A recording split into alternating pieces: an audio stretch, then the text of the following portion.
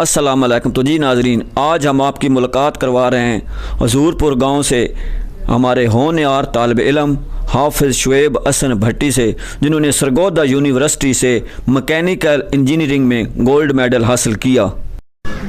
अस्सलाम वालेकुम शुएब भाई। वालेकुम अस्सलाम जंगीर भाई, आप सुनाए से तबीयत ठीक है? ठीक ठाक, बिल्कुल A1। अच्छा, तो अब चलते हैं सीधा सवाल पर।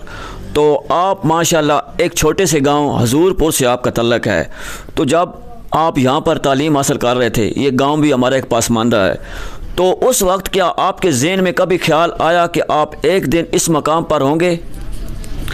जंगीर भाई, सबसे पहले तो मैं आपका शुक्रिया अदा करता हूँ कि आपने मुझे इतनी इज़्ज़त दी और मेरे ख़यालात को, मेरे एक्सपीरियंसेस को, मेरी एजुकेशन को आपने तारफ़ का सबब बनाया। तो जंगीर भाई, सच पूछें तो शुरू से लेके अब तक एक तो माइंड में था, अल्हम्दुलिल्लाह मेरे वालिद साहब भी टीचर थे, वालिदा ने भी हमारे ऊपर बहुत ज़्यादा मेहनत की। हमारी परवरिश के दौरान उन्होंने हमें हमेशा ये कहा कि आपने मेहनत करनी है और कामयाबियाँ समेटनी है। लेकिन सच पूछें तो कभी माइंड में ये नहीं था कि मैं आज इस मकाम पर पहुंचूंगा। लेकिन ये ज़रूर था कि शुरू से लेके आज तक अच्छे टीचर्स के पास पढ़ा, उन्होंने हमारी रहनुमाई की, भाइयों ने सपोर्ट किया, दोस्त अहबाब ने कहा कि आपने अपने लिए ख़ुद अचीवमेंट हासिल करनी है।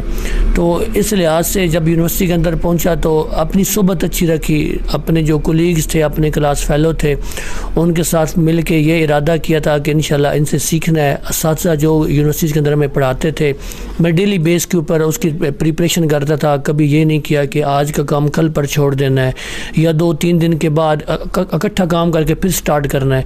तो अल्हम्दुलिल्लाह जैसे जैसे मैं अपनी स्ट्रगल करता रहा तो मुझे ये रियलाइज़ हो गया था कि इंशाल्लाह जी अचीवमेंट हासिल कर लूँगा और अल्हम्दुलिल्लाह आज मैं इस मकाम पर पहुँच गया हूँ।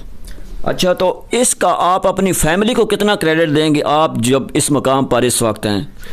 जंगीर भाई, अगर फैमिली की बात करें तो मैं सारा क्रेडिट अपनी फैमिली को देना चाहता हूँ, क्योंकि शुरू से लेके आज तक जब मैं अपनी फैमिली को देखता हूँ तो इतने ज़्यादा रिसोर्सेज जनरेट करना, इतना ज़्यादा एक्सपेंसेस को बियर करना, ये उनके लिए बड़ा चैलेंजेस था। मैंने अपनी अगर देखूँ अपने माँ को, अपने बाप को, तो उन्होंने अपनी सारी ख्वाहिशात को जो उनकी थी उन्होंने उसे पसे पुश डाला, हमारी ज़रूरियात का ख्याल रखा, हमारी एकेडमीज़ के अंदर फीसेस को उन्होंने टाइम टू टाइम दिया, हमारी जो बाकी मामलात थे उनको भी उन्होंने देखा, हॉस्टलाइज हमारी फीसेस थी वो सारी उन्होंने पे की। तो मैं ये समझता हूँ कि आज मैं जब कामयाब हुआ हूँ तो इसके पीछे मेरा बाप पूरा दिन धूप के ऊपर जला है और मेरी माँ चूल्हे के ऊपर जली है, तब जाके मैं इस मकाम पे पहुँचा हूँ। तो ये सारा क्रेडिट मैं अपनी फैमिली को देना चाहता हूँ। तो ये गोल्ड मेडल हासिल करने के पीछे यूनिवर्सिटी में किताबों के अलावा भी क्या किन किन चीज़ों का ख्याल रखना पड़ता है? जंगीर भाई, मैं ये बड़ा आपने मुश्किल सा सवाल किया मेरे ऊपर, लेकिन इसका मैं आपको रियलिटी बताऊं। हमारे जितने भी स्टूडेंट्स होते हैं उनके माइंड में ये होता है कि हम यूनिवर्सिटीज़ में जाएंगे तो हमें जो कैरिकुलम पढ़ाया जाएगा, यूनिवर्सिटी के टीचर हमें जो किताबें इंट्रोड्यूस करवाएंगे या जो हमें लेक्चर्स डिलीवर करेंगे, हम अगर उनको अच्छी तरीके से प्रिपेयर करेंगे तो हम कामयाब हो जाएंगे या हम पहली पोजीशन हासिल कर लेंगे। लेकिन रियलिटी ये नहीं होती। यूनिवर्सिटीज़ के अंदर हमारे 100 मार्क्स होते हैं, 100 मार्क्स के अलावा हमारे 20 मार्क्स होते हैं जो उसके अंदर हमारा बिहेवियर चेक होता है कि हमारा रवैया कैसा है, दोस्त अहबाब के साथ, असातिज़ा के साथ हमारा रवैया कैसा होता है।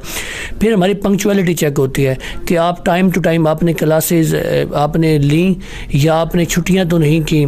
फिर हमारा मुख्तलिफ़ किस्म के हमारे एक्सपेरिमेंट्स होते हैं जिनको हम प्रैक्टिकल्स कहते हैं यूनिवर्सिटीज़ के अंदर। उन प्रैक्टिकल्स के अंदर भी 100% आपको परफॉर्म करना पड़ता है।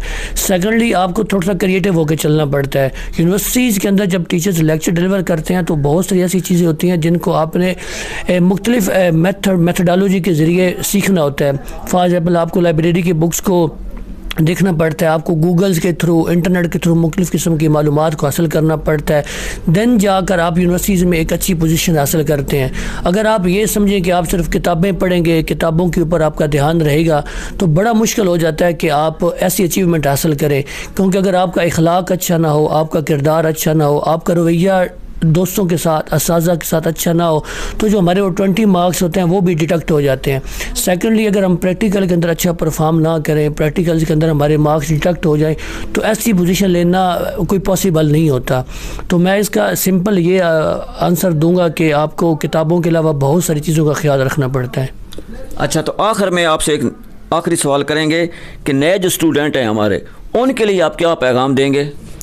जहांगीर भाई, हमारे जो नए भाई जो यूनिवर्सिटीज़ के अंदर जाएंगे, कॉलेजेस में जाएंगे, अगर उनका ये ड्रीम है कि हमने वहाँ पे पहली पोजीशन हासिल करनी है, गोल्ड मेडल अचीव करना है, या कम अज़ कम हमारा इंट्रोडक्शन एजुकेशन एक अच्छा बन जाए, तो उनको सबसे पहले, जो मैं आज की अगर एरा की बात करूँ, तो सबसे पहले उनको अपने ऊपर बहुत काम करना पड़ेगा।